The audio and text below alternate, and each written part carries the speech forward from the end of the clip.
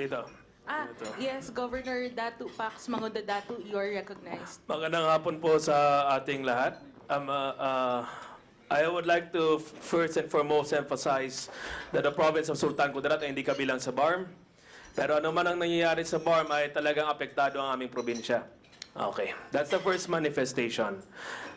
Yung pinaka-importante dito tungkol sa report mula sa Bangsamoro Parliament, ako ay nalulungkot kasi lahat po kami nandito, mga governors, na galing pa sa aming probinsya dumating dito. Ngayon, the committee specifically invited the Interim Chief Minister Murad to come here. Nagtataka ang lahat, nandito mga governors, pero wala si Murad. With all due respect, ma'am, you are from the Ministry of Social Welfare, di ba? Social Services and Development. I think it would be far better Madam Chair. kung mismo si Interim Chief Minister magre-report dito sa August body na ito. Especially talking about the priority codes, especially talking about some of the concerns of the governors sa Bangsamoro government. I think it is not a good example na wala dito yung head ng Bangsamoro region. Nandito po ang secretary ng DND, nandito ang secretary ng OPAP, nandito mga governors, pero wala dito ang chief minister. So I think we have to caution the Bangsamoro government na hindi dapat ibabaliwala ang mga communications mula sa House of Representatives. Pangalawa po, I think it would be best for us to require the presence of the ICM next time when we have the meeting. Kasi mas maganda na mismo yung head ang ating kakausapin para maging klaro ang ating usapan. With respect to the excuses ng BTA na yung pandemic, pati first-timers pa yung ibang mga parliament members dyan, I do not think that incompetence is a reasonable excuse. Dapat sana ayusin yan kasi we're not dealing with 8 million pesos a year. We're not dealing with 80 million pesos a year. We're dealing with 80 billion pesos every year. Malaking bagay ito na nanggaling sa national government, hinuhulog sa BARM as a block grant. Na ibig sabihin ng block grant, ito po ay discretionary funds. Depende sa Bangsamoro government kung saan mapupunta ang pondo na ito. Alam niyo po ang daming mga issues na ito. But I would take this opportunity na lang din as well, Madam Chair, if you would allow. Sorry. Sorry. Yeah. Mama. Allow me again, Madam Chair, na sana I will discuss further matters equally important. I would like to emphasize that we find it incredible, truly incredible, na meron daw tayong 40,000 MLF combatants na i-decommission. Ibig sabihin nito, the government will be spending for these 40,000 people. Based on the knowledge that we have, ang total na mahuhulog sa bawat MLF combatant ay halos 1 million pesos. Kung 40,000 ito, we are dealing with 40 billion pesos na ipamabigay natin sa mga MLF combatants na magsisurrender sa atin. Maganda yun. Pero ang hindi maganda, pati tayo na nag-allocate ng budget, kayo po sa Congress na nag-allocate ng budget, wala po tayong listahan kung sino-sino ang mga ito. Pati itong mga previously decommissioned, itong mga nag-surrender, hanggang ngayon, wala pang kopya ang mga governors kung sino-sino ang mga nag-surrender. We have totally no idea kung sino itong mga MLF combatants na tinutukoy natin, na ginagastusan natin, at binipondohan ng national government mula sa Congress. Again, we emphasize that we are dealing with 40 billion pesos only for the decommissioning. Iba pa yung pondo ng Bangsamoro government. So hindi pala ito biro. Pati ang daming mga issues ngayon tungkol sa alleged graft and corruption sa Bangsamoro government. Tungkol sa paggamit ng resources nila sa halalan na ito laban sa mga political allies. At marami pang iba't ibang issues. Kaya I think it would be necessary, Madam Chair, for the House of Representatives and the Senate to call for a performance evaluation audit and review. Kasi napaka-importante na malaman ng lahat kung saan napupunta ang pondo. Ngayon, narinig po natin may issue sa listahan ng 40,000. Kasi confidential, hindi natin malaman kung sino-sino ang bibigyan ng pondo ng pamahalaan. Hindi natin alam kung saan mapupunta ang pondo para sa decommissioning.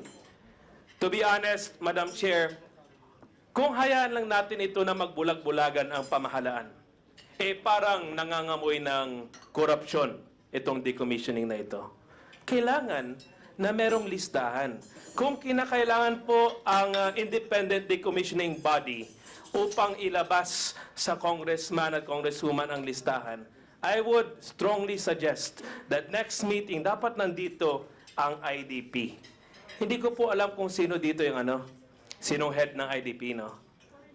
Sino po ang, I am not sure who is the head of the independent decommissioning body. Pero nevertheless, napaka-importante na sa mga discussion na pagdating ng decommissioning, nandito din po sila. We are allocating huge amount of money. Pero hindi natin alam kung saan napupunta. Hindi po talaga natin alam kung saan napupunta. What's worse, itong listahan na itong 40,000, hindi nga dumaan sa mayor, hindi dumaan sa governor, hindi ko alam kung dumaan sa national government. Kasi ang nagva-validate lang lamang nito ay yung IDP na mga foreigner at ang nagva-validate nito mga MILF. So how are we going to make sure na totoong tao itong bibigyan ng pondo na ito? These are very important questions. Kasi, nako, kailangan natin bigyan ng pansin na pag mapunta ang pondo na ito sa maling kamay, baka magkaroon pa ng mas malaking baril ang mga kalaban, ang mga pamahalaan. I'm not saying na MLF is a kalaban, kaibigan na natin sila ngayon. Kasama sila sa gobyerno. Pero what I am sincerely cautious about, ay binibigyan natin ng pondo every year, pero alam naman natin na nagtatayo sila ng iba't ibang kampo sa iba't ibang lugar. Narinig po natin ang sinabi ng governor ng Lanao del Sur na may nag-establish ng bagong kampo sa LTS.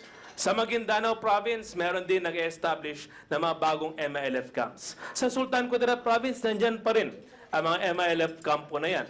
At pati na rin sa iba't ibang probinsya. I think it is important for Congress na magkaroon ng clear statement that establishing another new MILF camp tantamounts to rebellion. Dapat ganun. Kasi hindi natin alam kung saan nagagamit yung pondo. Mamaya ginagamit nila pagpapatayo ng kampo nila at pagbibili ng baril. Paano yan? Yung probinsya ko, we are Christian dominated, bigla kaming guguluhin. We have to also take note that in the province of Maguindanao, out of the 50 recorded ridos, 47 ay MILF laban sa MILF. Sila lang ang naggugulo doon. Kaya there must be a strong leadership mula sa BARM pati sa national government upang maayos yung problema at hitwaan ng MILF camps. Halimbawa dyan sa SPMS box, I dare you na lahat ng rido dyan, MILF laban sa MILF. This is a concern. Kasi hindi pa nga tapos yung decommissioning at hindi alam ng gobyerno kung sinong i-decommission. We know the figures, 40,000.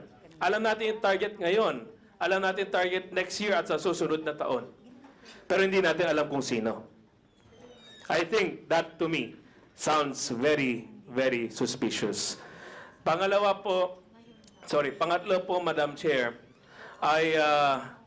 we've already requested from the different bodies iba't ibang documents at iba't ibang reports. I would highly recommend, Madam Chair, na yung mga reports na ito bigyan ng deadline na 2 weeks. 2 weeks from now, dapat makapag-submit na. Mamaya, after 1 year, wala pa palang masasubmit. So, hindi natin gusto yon. Especially ngayon, maghihiring na tungkol sa budget. Dapat, as soon as possible, alam na natin yung figures. Kundi, tayo po ay maglalaan ng pondo sa hindi natin alam. Di ba?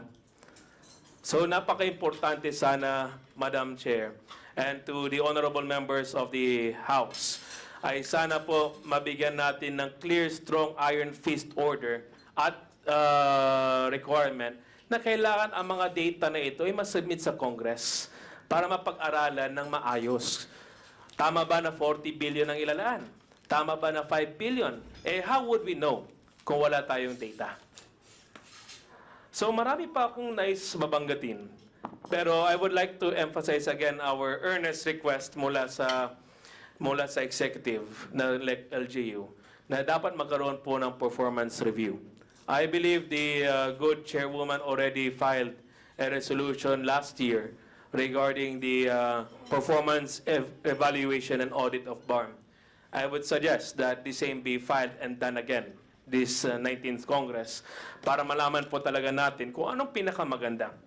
Kung naging effective bang batas, kung tama bang pinupuntahan ng halos 80 billion pesos a year, at kung totoo ba o hindi totoo ang mga allegation na katulad ng allegations of graft and corruption, allegations of proliferation of firearms, allegations on using government resources against other political leaders.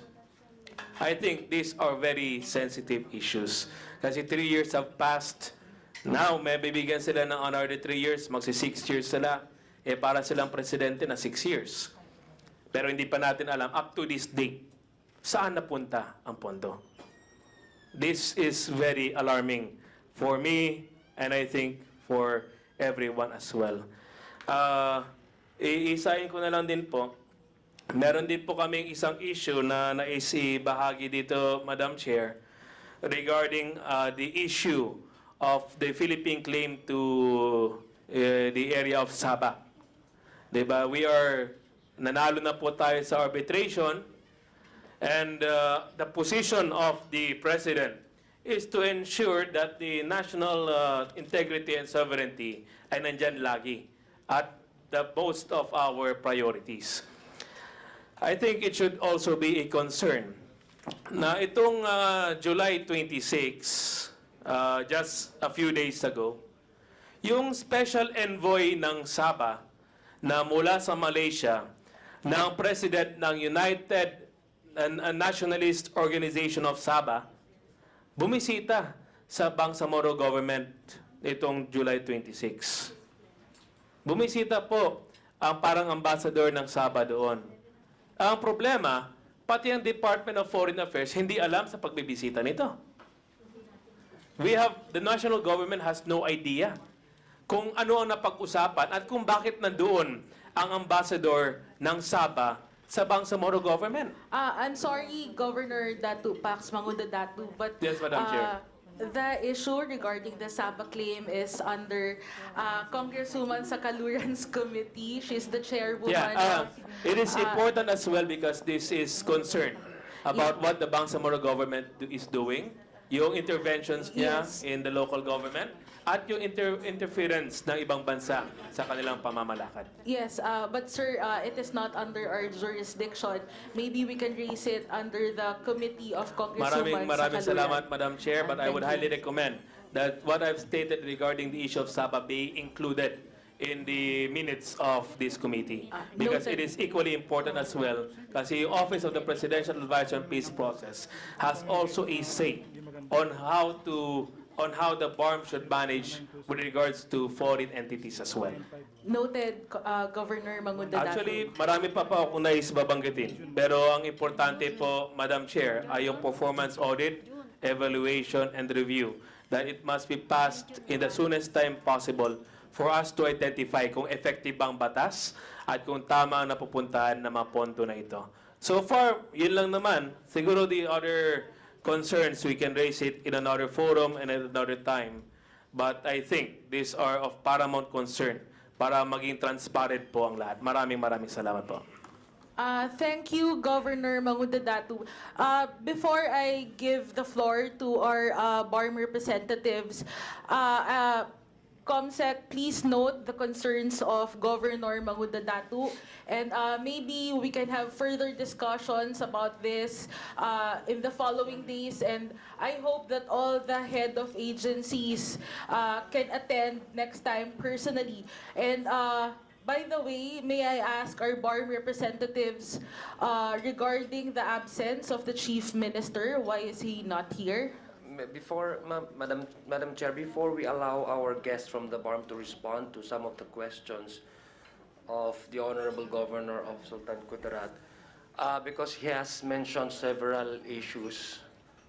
And I believe my former colleagues from the BARM, Minister Jajuri and MP Basman, are not a cardholder member of the MILF.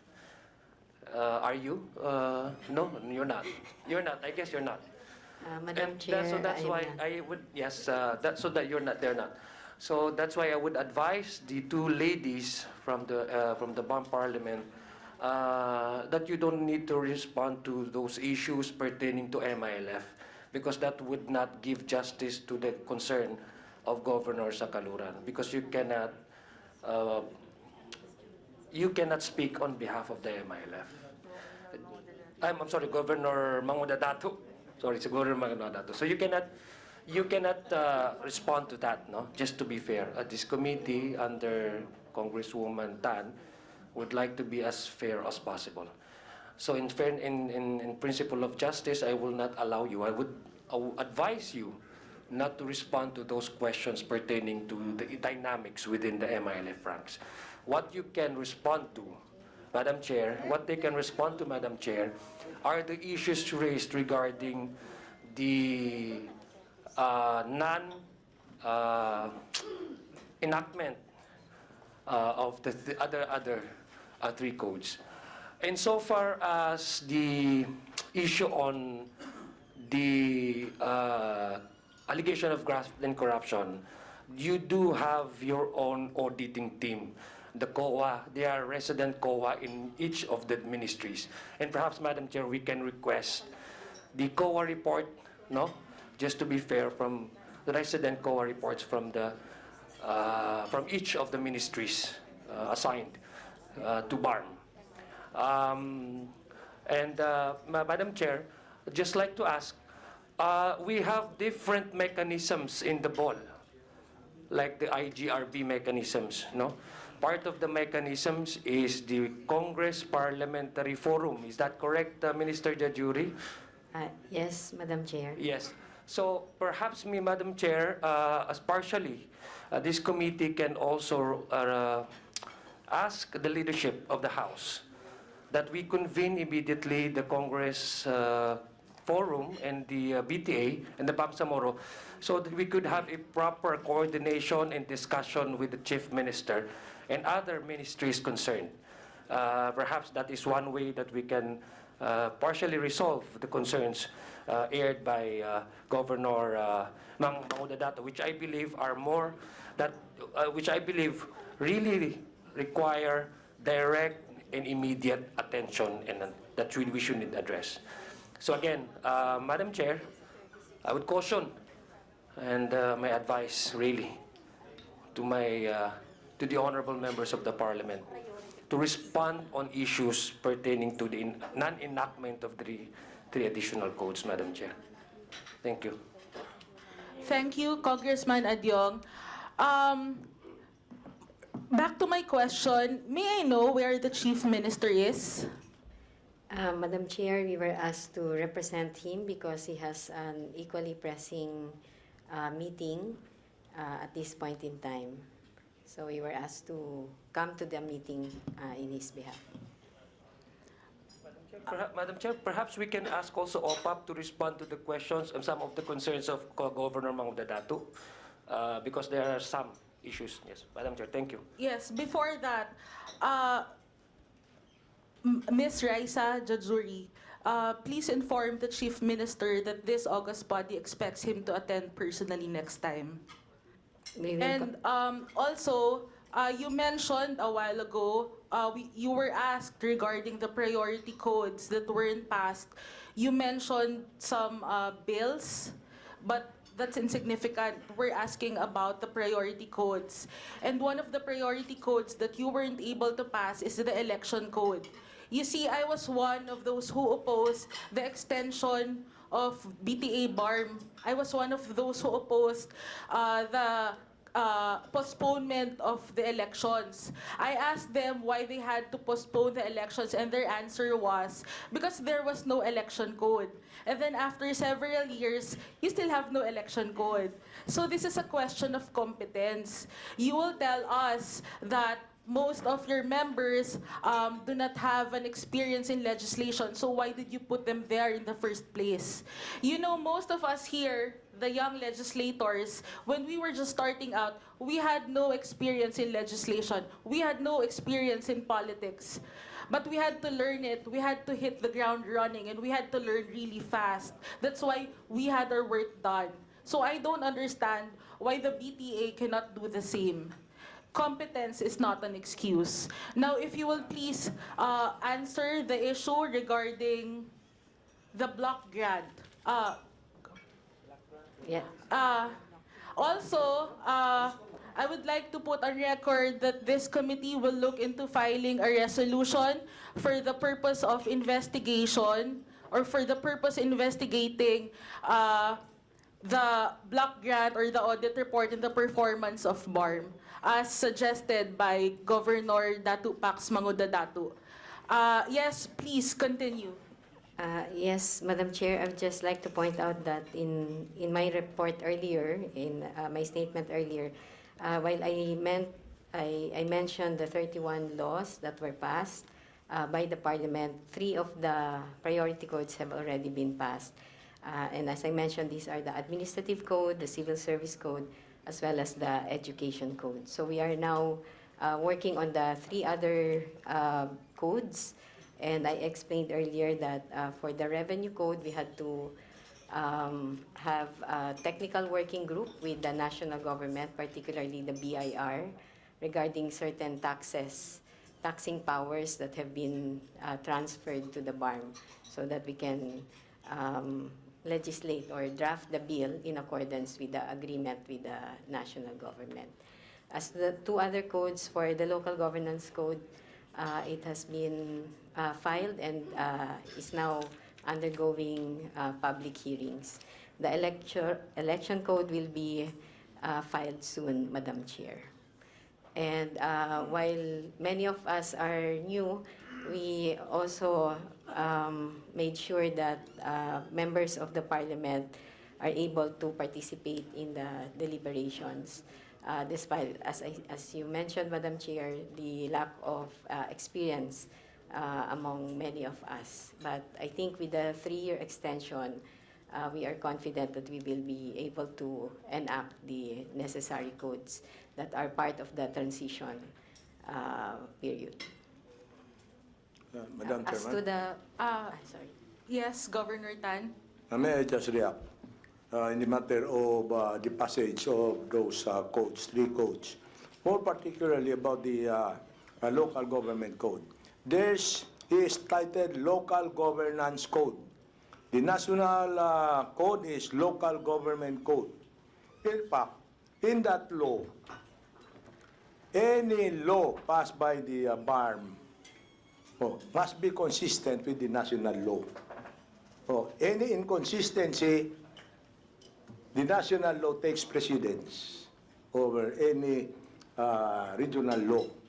Now, by title alone, Local Governance Code, when they know very clearly that the code is Local Government Code.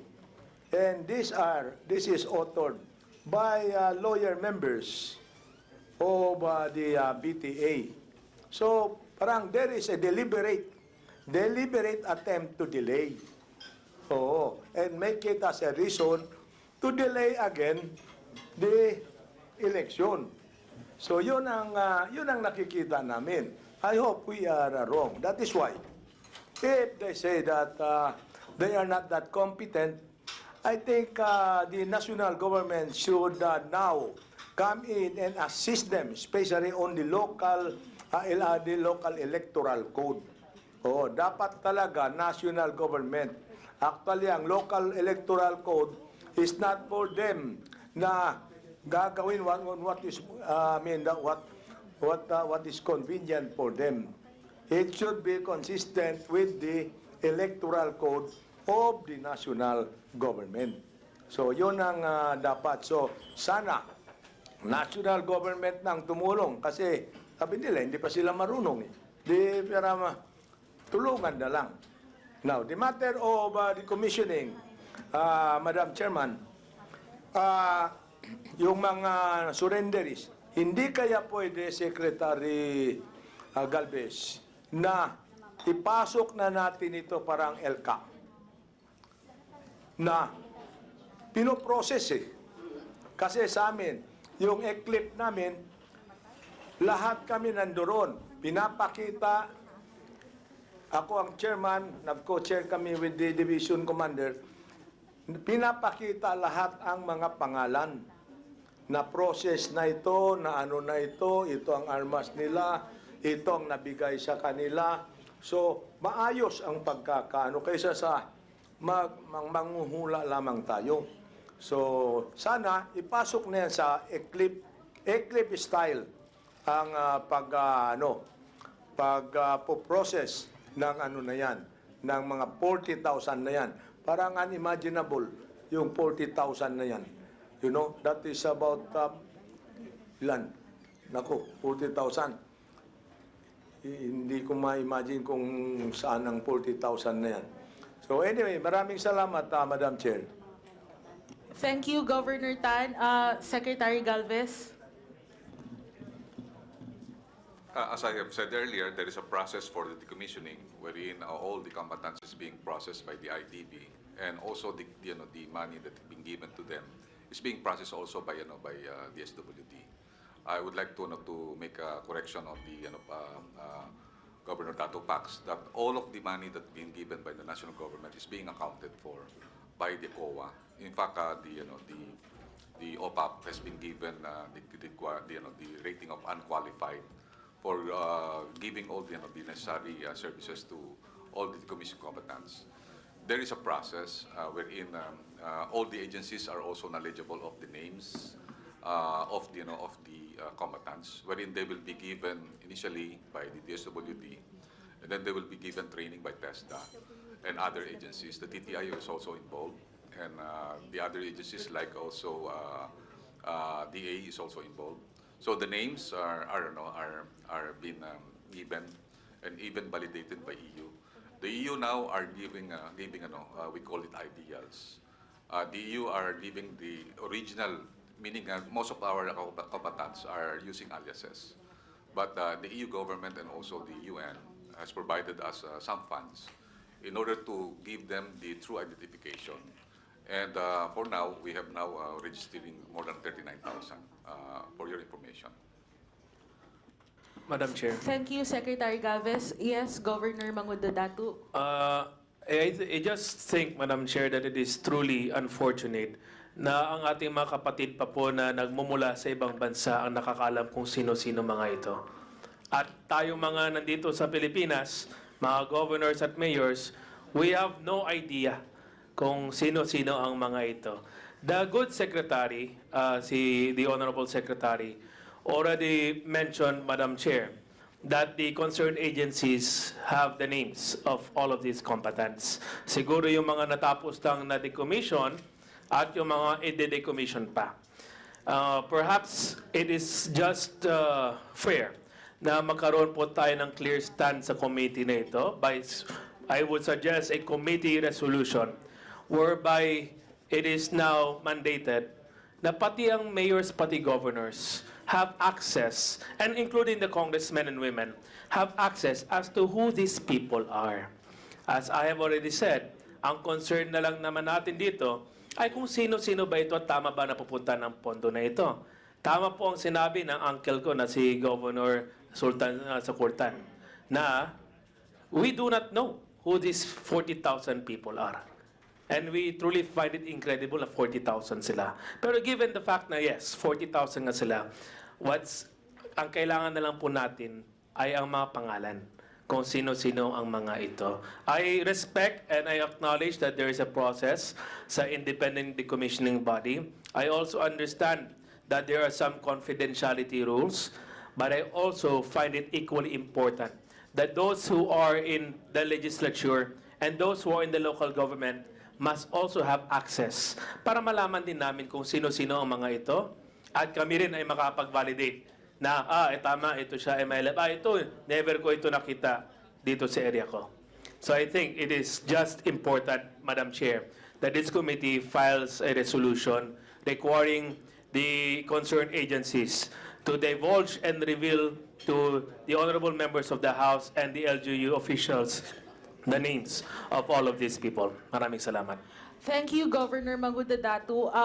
Sir, as mentioned earlier, we requested Secretary Galvez to furnish this August body a copy of the roster wherein the name of the surrenderies and the firearm that was surrendered is listed. And also, if we could furnish the same to our governors. Sabi magpapaalam pa daw muna si Secretary Galvez. Ma'am, there is a process. I believe the repository of all the documents is given to the IDB. But, Yes, sir, but I think there's no harm Yeah. if we divulge those info to our LGU and to Yes, the members of Congress. we will convey, Madam. And I believe the concern of the LGU is very much valid. That's why we will convey that to the IDB. And maybe if we will invite them, maybe in executive session, they can reveal some information. Thank you, Secretary Galvez. Regarding our BARM representatives, Governor Mangudadatu has an issue about the block grant. So if you can please furnish this August body an itemized list of the block grant, where was it spent, what happened to the block grant, an audit report. If you could furnish this August body as well as our LGU, specifically our governors. And for the record, this August body requests our resource persons that the documents requested be submitted within 1 week. Kasi magsisimula na po yung aming budget hearing after that. So we need all the documents requested within 1 week. Thank you.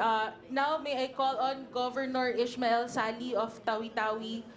You are recognized, sir. Sorry, yes, for Just to Barb. respond, Assalamualaikum warahmatullahi wabarakatuh. I think there were pending questions which, if the good chair allows, we would like to answer as well. Just quickly on the codes, we are grateful for the mutual concern of our leaders, our local leaders, as well as our members of this honorable committee on the performance of the Bangsamoro government, particularly the parliament, on the passage of the codes.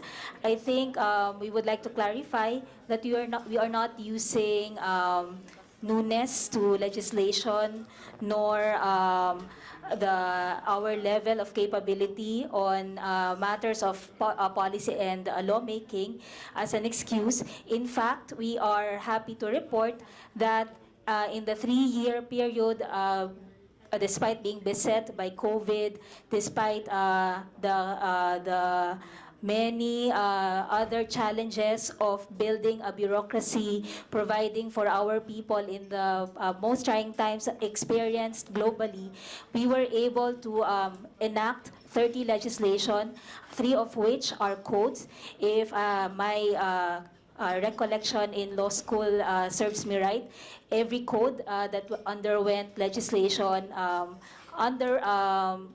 passed through months, more than sometimes years of deliberation, and in fact, even before that, of drafting and crafting before it passes. So the fact that the 3 codes were enacted with full consultation, with public consultation in each of the provinces of all of the stakeholders, and deliberation, thorough deliberation in the public committee meetings of the parliament, means that the composition of the parliament is up to the task of completing the next 3 or 4 codes for the succeeding years.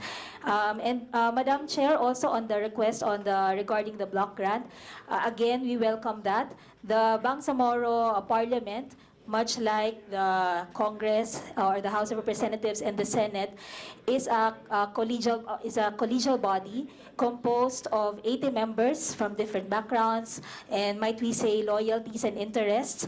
So therefore, the enactment itself of the codes and also the budget of the Bangsamoro government, the 60, 70 billion block grant that is downloaded by the national government to the BARM undergoes thorough deliberations, in fact, critical evaluation by each of the members of the parliament. So these are public documents. The Bangsamoro Autonomy Acts that tackle the budget since 2020 of the Bangsamoro are public documents, and similar to the GAA of the national government, these are itemized and clear in where they are intended for spending.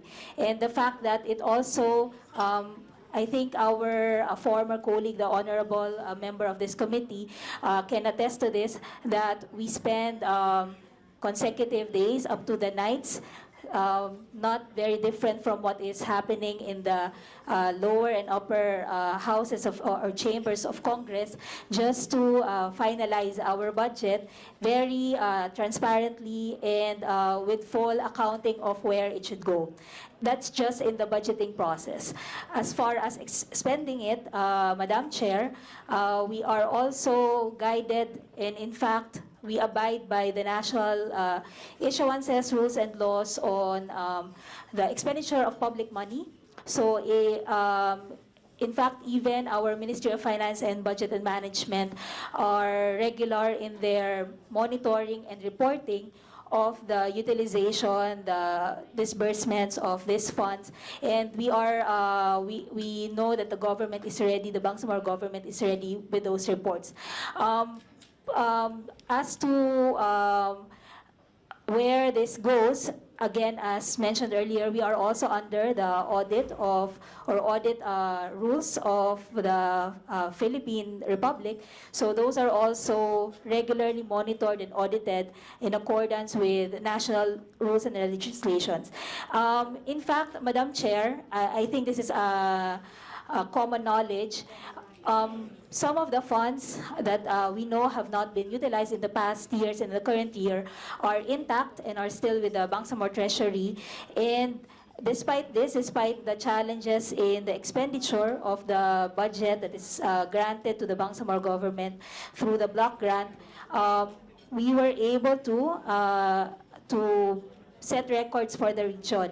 So despite all of the things that are all playing out in the building of a new bureaucracy in an expanded territorially and politically in terms of jurisdiction political entity, we were able to note most improved in terms of poverty incidence across the nation, and as well as the second region in terms of economic growth. So, Madam Chair, we really are appreciative of the manifestations of our local leaders, and we welcome a cooperative engagement within the region and also adjacent to the region for the common goal, I think, of betterment in of our people. Thank you, Madam Chair. Thank you. Yes, Congressman Adiog. Yes, thank you, Madam Chair. Thank you very much, MP Basman, for that response. Madam Chair, going back to the concern of our Honorable Governor from Sulu, dun po sa yung 40,000 na na-mention po, no? I'm not trying to open up again the discussion because we did medyo lengthy na. May I add sa request po niya, pwede po ba ma-furnishan din po yung mga LGUs natin, yung distribution of the 40,000 combatants? Because once they have already been decommissioned, automatically they will be reintegrated to their communities. Para kung meron po mga support sa province ng Sulu, province ng Maguindanao, province ng Tawi-Tawi, province ng Lanao del Sur, at alam po nila kung paano, ilan pa talaga yung denomination. We try to break down the 40,000 in those areas para mas mapabilis at mas kung ano man yung suporta na maibigay po nila for the reintegration. Once these combatants have already been decommissioned, pwede po natin malaman yun, yung data na yun. Madam Chair, as I have said earlier, Your Honor, that we will be submitting the possible list in Yes. coordination with the IDB. Yes, because our LGUs are our partners po, and it would make their lives and their jobs more easier, Madam Chair. Thank you po, Secretary Galvez. Madam Chair, Yes, Governor Maria Mangudadatu. yeah, as to the decommissioning process, hindi kaya may mali? Kasi parang ang bagal-bagal na eh. It's been more than 3 years na tayo na decommissioning. So, I suggest na during decommissioning, nakita natin puro paltig. Mas marami ang paltig, ilan lang doon ang original. Alam naman natin yung mga kampo nila eh, like Camp Darapanan, Camp Abubakar, and we want them to transform into community. So why is it na yun na lang mismong kampo nila ang i-decommission natin para hindi pa paltik ang makuha ng gobyerno? Dahil sayang eh. Sayang yung pagkakataon na nandun na mismo sa mga kampo. And they are part of the government already since BARM na sila. So why is it that mag-aantay pa tayo kung kailan sila i-decommission, kung kailan nila gustong mag-decommission? What if the government will insist na kampo na lang mismo ang i-decommission kaagad? That is a suggestion. Secretary Then Galvez. as to amnesty, I'm sorry. the second one, as to the, we have 40,000 combatants, no? And I believe a while ago you said we have 1,500 applicants for amnesty. So if we have the names of 40,000, bakit ang bagal ng amnesty? Secretary Galvez. Madam, can I answer? Regarding the amnesty, the amnesty cannot proceed if the appointment of the three commissioners are not been fully approved by the president. That's why the approval of we are still awaiting on the approval of the appointment of the three commissioners. But we are now processing the 1,500 who have cases, and we are really following up on the possibility that we can really start this as soon as possible time in September.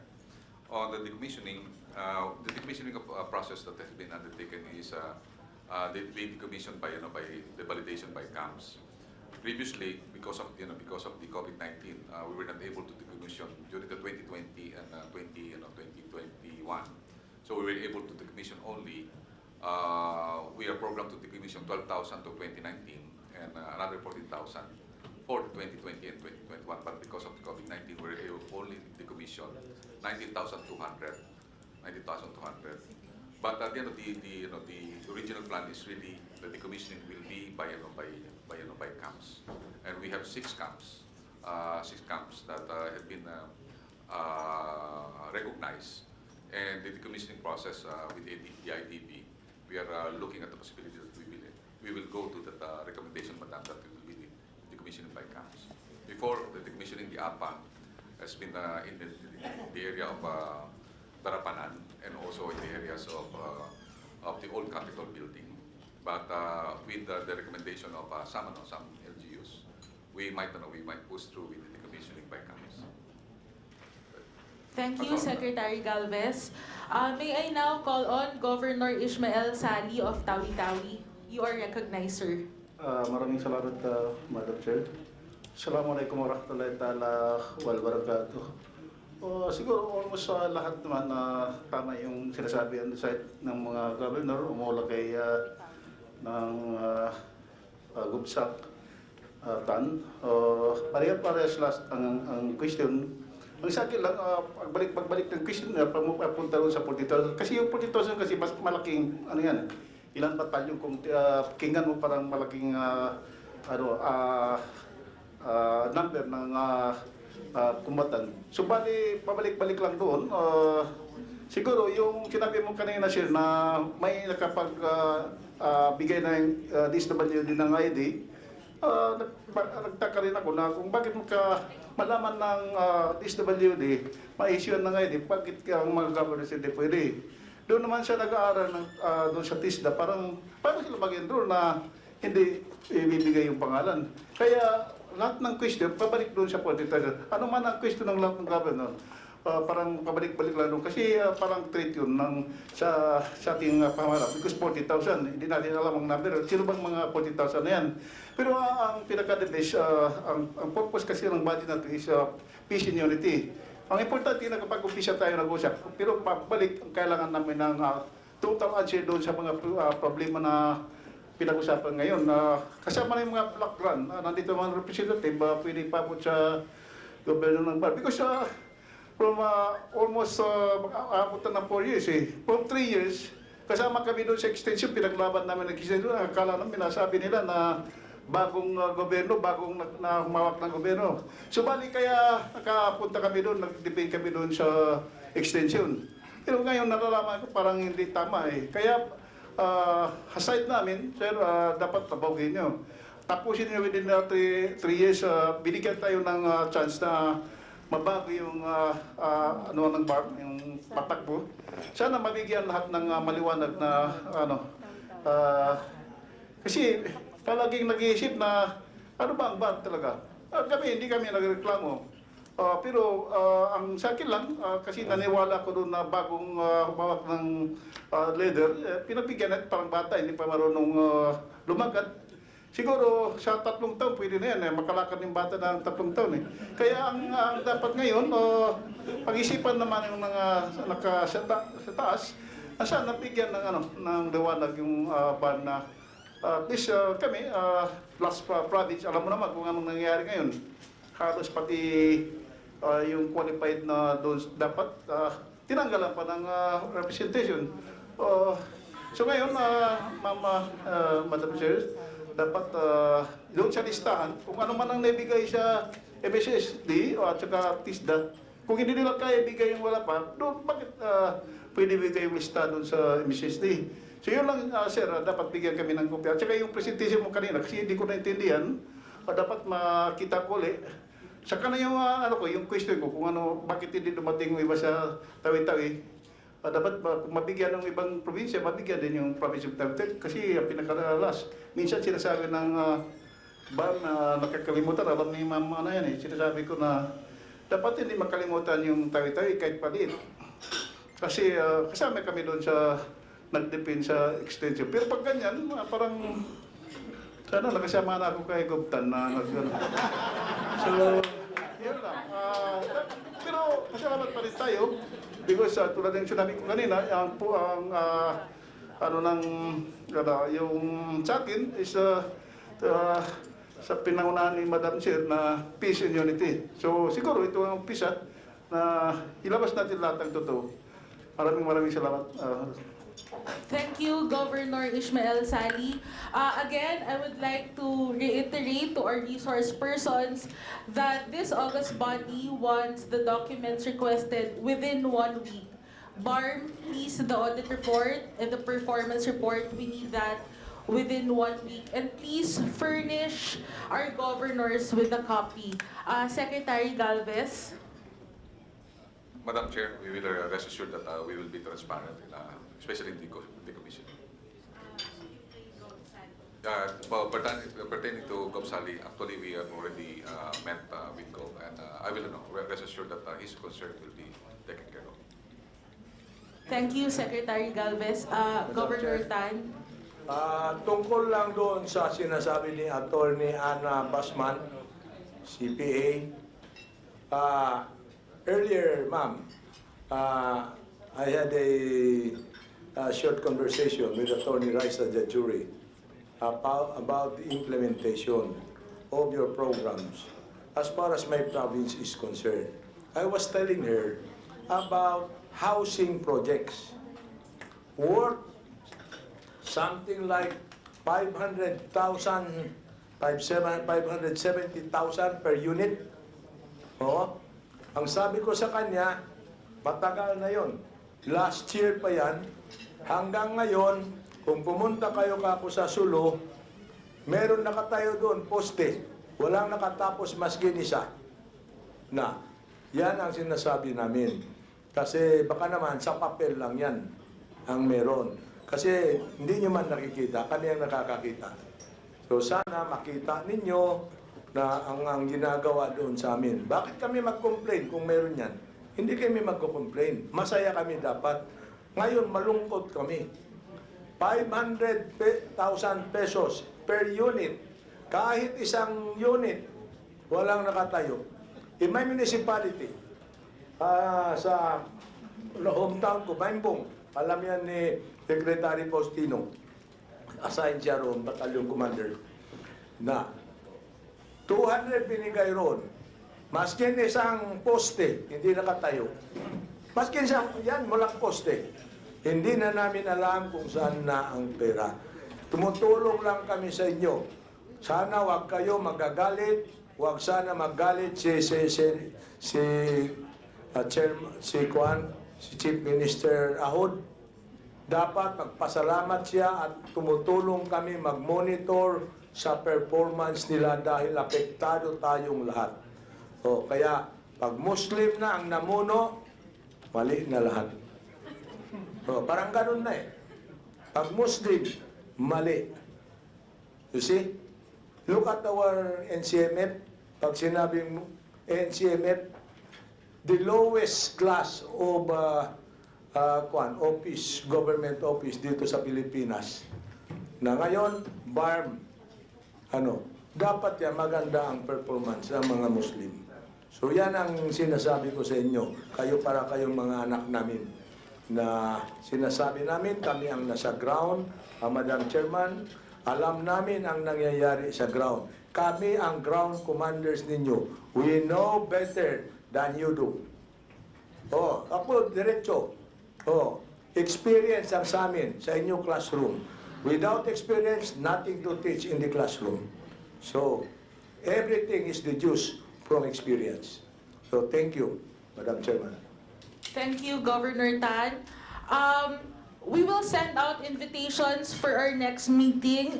We will have an executive session. So, dun po sa mga head of office na hindi naka-attend, sana po sa executive session maka-attend sila.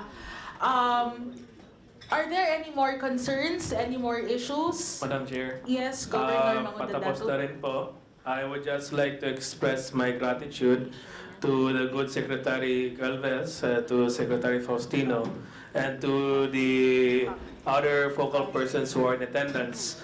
This is true. Although, syempre, in the process of all of this, talagang may discussion, but this is all part of us towards one goal, na magkaroon po tayo ng mas makabagong bansa na nakakabuti para sa lahat. So once again, thank you so much sa inyong lahat, Madam Chair. Thank you so much to the members of the committee and to the fellow governors in attendance. Maraming salamat po. Thank you, Governor Mangudadato. Before we end this meeting, may I call on Assistant Secretary Ria Lumapas for a few words? Good afternoon, Madam Chair. Good afternoon to Sec Galvez and to all the governors here. Before I say my remarks, Secretary Lagdameo sends his regrets as he has meetings with the President today. That's why he's sending me on his behalf. So we thank you for this opportunity. Rest assured that all the reports here and all the discussions here will be discussed also with SAP Lagdameo, and we will be taking up, I think, based on the discussions, the most pressing concern is really the reconstitution of the NAP. So we will be forwarding that to the President as well, so that the appointment of the commissioners and the constitution of the NAP can be started already. So OSAP will be in line also with the OPAP and with all the concerns of the governor. Rest assured again that I will be forwarding the same concerns to SAP Lagdameo. Thank you for this opportunity, Madam Chair, and to the focal persons here and to the governors. Thank you, Assistant Secretary Ria Lumapas.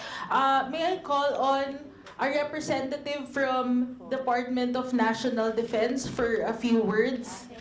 I'm sorry, the head of National Defense, Secretary Faustino, sir. Yes, Madam Chair, thank you again for the opportunity. I would like also to thank our local chief executives from the BAR, to Governor Sakurtan.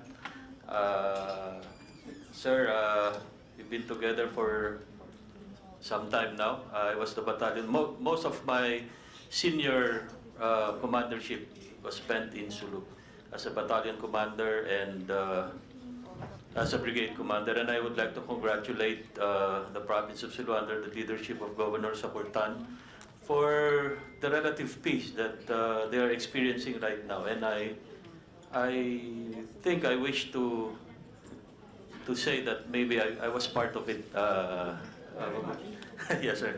Thank you very much to Governor Sari, to Governor Adjong, sir, of course, to Governor Mariam Magundadatu, and to Governor Paksari Magundadatu. Thank you for airing your concerns, and we really, I understand honestly, I understand what's happening on the ground, having been assigned in your areas most of my senior years. And for us at the Department of National Defense, Madam Chair, and particularly to our Bureau, the Armed Forces of the Philippines, we are in full support of all our peace initiatives and peace endeavors. Particularly, we will be very heavily involved in the decommissioning process, as I have mentioned during the visit of Governor Tan, during my talks with Governor Magundadatu. The Armed Forces and the Department of National Defense will really be involved in the decommissioning process. Thank you, Madam Chair, for the opportunity. Thank you, Secretary Faustino. Next, may I call on Lieutenant General Bartolome Vicente, the head of AFP. Sir, can we have a few words, please?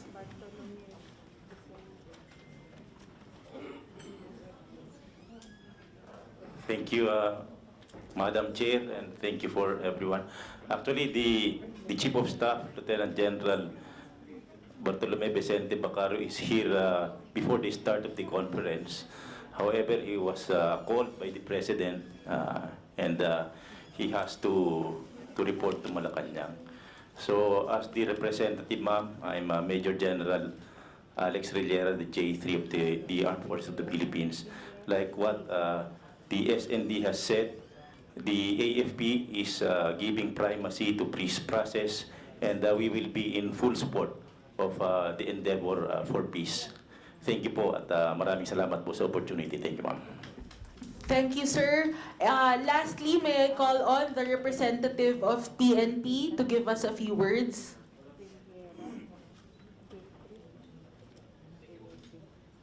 Thank you po, Madam Chair. In behalf of the PNP, we would like to express our gratitude also for inviting us, and we will be extending the necessary support for the implementation of the peace agreements na sinusulong po ng UPAPRO. In behalf of the PNP again, maraming salamat po. Thank you, sir. Again, we will send out invitations for our next meeting, which will be an executive meeting. So I hope to see each and every one of you again. And for the representatives, I hope to see your head of office on our next meeting. Let's form a Viber group so we can be updated and we can communicate regarding the undertakings of this committee. May I request everyone to please give your number to our committee secretary. Thank you to my colleagues. Thank you to our guests, our governors. Thank you. And thank you also to our secretariat. Magandang hapon po sa inyong lahat. Thank you. Meeting is adjourned.